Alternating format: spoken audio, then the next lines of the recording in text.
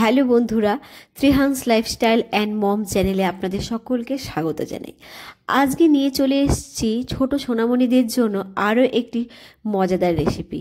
সঙ্গে কিন্তু রেসিপিটি বাচ্চাদের স্বাস্থ্যের পক্ষে খুবই কিন্তু হেলদি। আর ভিডিওটি শুরু করার সময় প্লিজ কিন্তু লাইক দিতে ভুলবেন না। আর চ্যানেলে যদি নতুন হয়ে থাকেন অবশ্যই কিন্তু চ্যানেলটাকে সাবস্ক্রাইব করে বন্ধু হয়ে পাশে থাকবেন। আর ভিডিওটি কিন্তু পুরো দেখার অনুরোধ রইল। কথা না বাড়িয়ে কিন্তু আমি আমার মূল ভিডিওর দিকে চলে যাব। তো আজকে রেসিপির জন্য নিয়ে নিয়েছি একটা ডিম আর একটা কলা। আমি ডিমটাকে ফাটিয়ে নেব এবারে। তো ডিমটা আমি ফাটিয়ে নিয়েছি, আর কলার কিন্তু আমি অর্ধেক অংশটাই নিয়ে নিয়েছি, কারণ গোটা কলা নিলে অনেকটা বেশি হয়ে যাবে আর বাচ্চা কিন্তু খেতে পারবে না। এবারে কিন্তু আমি একটা কাঁটা চামচের সাহায্যে কলাটাকে ভালো করে ম্যাশ করে নেব, যাতে খুব বেশি বড় দানা না থাকে। অনেক মা বাবারই কিন্তু একটা ধারণা থাকে যে কলা খেলে ঠান্ডা লাগবে। এই ধারণাটা একদমই ভুল। বিশেষজ্ঞরা বলে থাকেন কলা খেলে সর্দি লাগবে বা ঠান্ডা লাগবে, এর কোনো প্রমাণ কিন্তু নেই। তো বাচ্চাদের কিন্তু আপনারা শীতেও কলা খাওয়াতে পারেন। তো এখানে দেখুন আমার কলাটা ম্যাশ করা হয়ে গেছে। এইবারে কিন্তু আমি ডিমটাকে ভালো করে ফেটিয়ে নেব। আর বাচ্চার বয়স যদি 8 মাস হয় তাহলে কিন্তু আপনারা পুরো ডিমটা না নিয়ে শুধু কুসুমটাই নেবেন।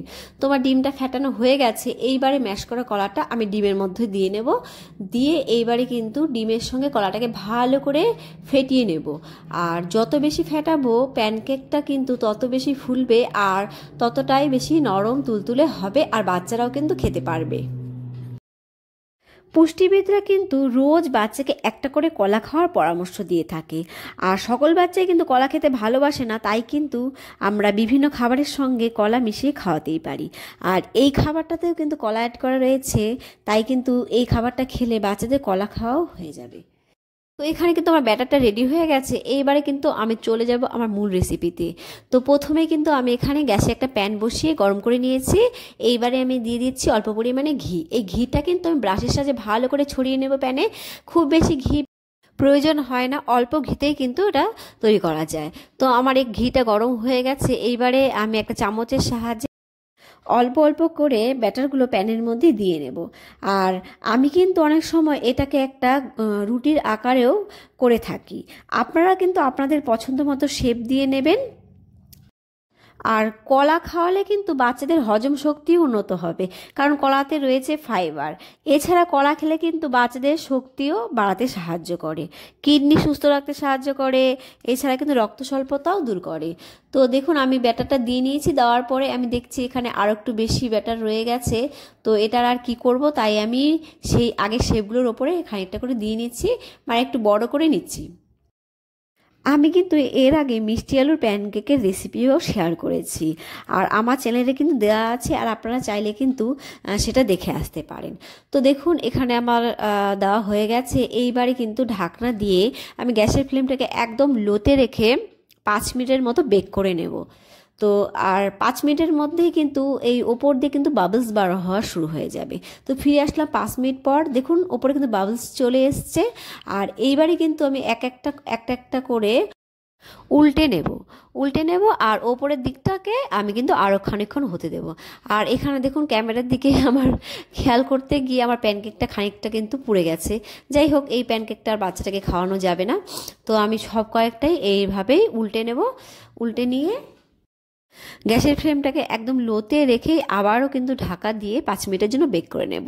আর আপনারা কিন্তু কখনোই গ্যাসের ফ্লেমটাকে মিডিয়াম করবেন না, তাহলে কিন্তু একদমই পুড়ে যাবে। তো দেখুন আমি 5 মিনিট পর ফিরে আসলাম আর কেকগুলোকে উল্টে নিলাম। তো এখানে কিন্তু একদম তৈরি হয়ে গেছে, আর আমি কিন্তু প্লেটে নামিয়ে নিচ্ছি।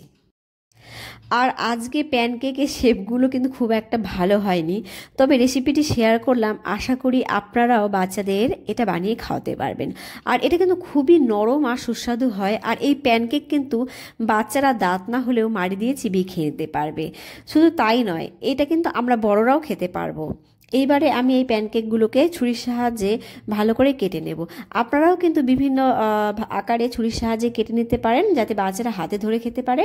আর আমি একটু লম্বা শেপেই কেটে নিই, যেহেতু আমার বাচ্চা হাতে ধরে খাবে, তাই আমি ফিঙ্গার ফুড হিসাবে এই কেকটাকে লম্বা লম্বা আকারে কেটে নিলাম।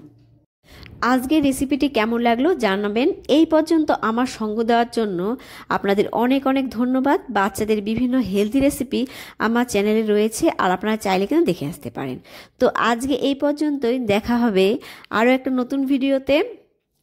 ভালো থাকবেন, বাচ্চাদের ভালো রাখবেন, আর লাইক, শেয়ার, সাবস্ক্রাইব, কমেন্ট করতে কিন্তু একদমই ভুলবেন না। Thank you for watching my video. Bye by.